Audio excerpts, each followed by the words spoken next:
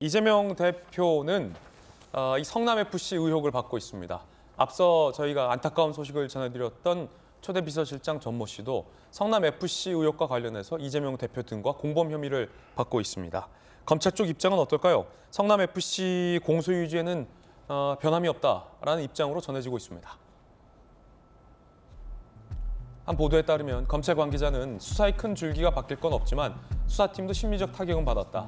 전치 증언 없이도 다수의 증거는 확보된 상태, 공소 유지에는 문제 없다라고 밝히고 있습니다. 정혁진 변호사님, 네네. 이제 수사는 어떻게 되는 건가요? 어쨌든 성남FC 의혹과 관련된 수사인데요. 네네.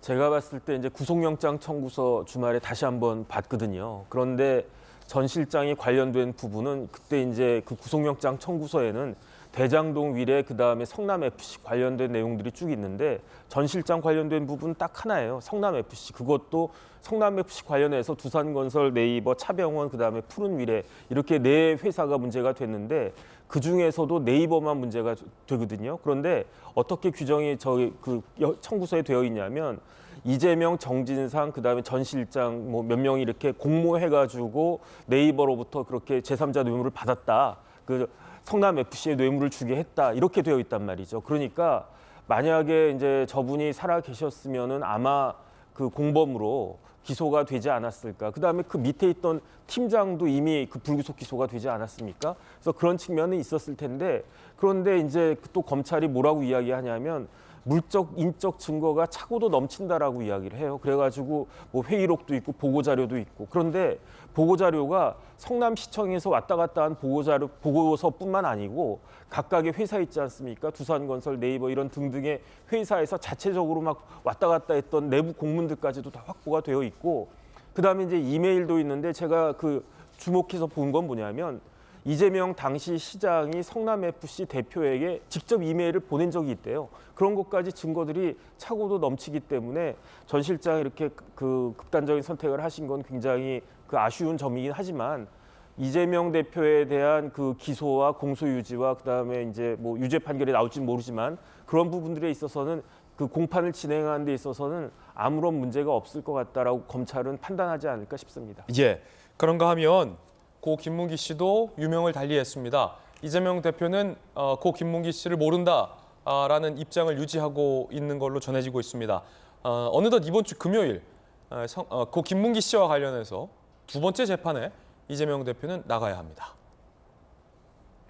17일 선거법 위반 혐의 두 번째 재판 출석 예정입니다. 이재명 대표 측 첫 재판 당시 성남시 공무원만 2,500명 어떻게 기억할 수 있겠나 안다고 할지 모른다고 할지 기준도 없다 혐의를 전면 부인을 했습니다. 정혁진 변호사님, 네네. 이 변호인단의 변호 전략도 있을 텐데 안다고 하는 것과 모른다고 하는 것에 기준이 없다라는 일종의 반문인 셈이죠. 그런데 제가 변호사라면 저렇게 이야기하는 건 굉장히 불리할 거다라는 생각이 들거든요. 판사들이 제일 싫어하는 게 변호인들이 판단을 하는 걸 되게 싫어해요.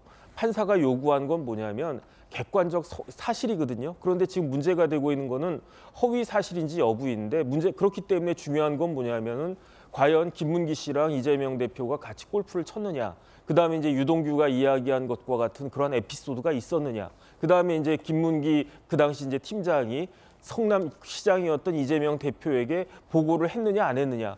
그런 것들을 갖다가 확인을 갖다가 하고 그런 일이 있었으면은 그 이재명 대표가 김문기 씨를 몰랐을 리가 없겠네. 또는 그런 일이 있었다라고 해도 뭐 그 정도 가지고 사람을 알지 모를지 모를 수도 있겠네. 이 판단은 그 판사가 하는 거거든요. 그런데 변호사가 거기에 대해서 사실에 대해서 이야기한 게 아니고 이건 이러한 거기 때문에 이거는 이재명 대표가 알 수가 없었습니다. 이렇게 이야기하는 거는 판사가 판결을 한 데 있어서 판단에 변호인들이 영향을 미치는 것이다라고 그렇게 생각이 될 수 있기 때문에 굉장히 제가 아는 대부분의 그 재판부들은 그런 이야기하면 오히려 그 면박에다 대놓고 그 변호사 그런 이야기 하지 말라고 그렇게 이야기한 경우도 있었거든요. 그렇기 때문에 저런 이야기는 굉장히 좀 궁색하다는 이야기가 들고 그다음에 더 중요한 건 뭐냐면요. 저렇게 이야기한다는 건 뭐냐면 이재명 대표가 김문기 처장을 알았다라고 하는 걸 전제로 하는 거잖아요. 그런데 그 이야기는 뭐냐면 이전에 방송에 아직도 그 떠 있는 방송에서 나는 김문기라고 하는 사람 하위 직급 사람이고 하기 때문에 성남시장일 때는 전혀 몰랐다 이렇게 이야기하는 것과 정반대의 이야기를 지금 법정에서 하는 거기 때문에 제가 봤을 때 굉장히 좋지가 않은 거 아닌가 저는 제 경험상으로 그렇게 판단이 됩니다. 예, 정익진 변호사님의 어떤 개인적 견해였습니다.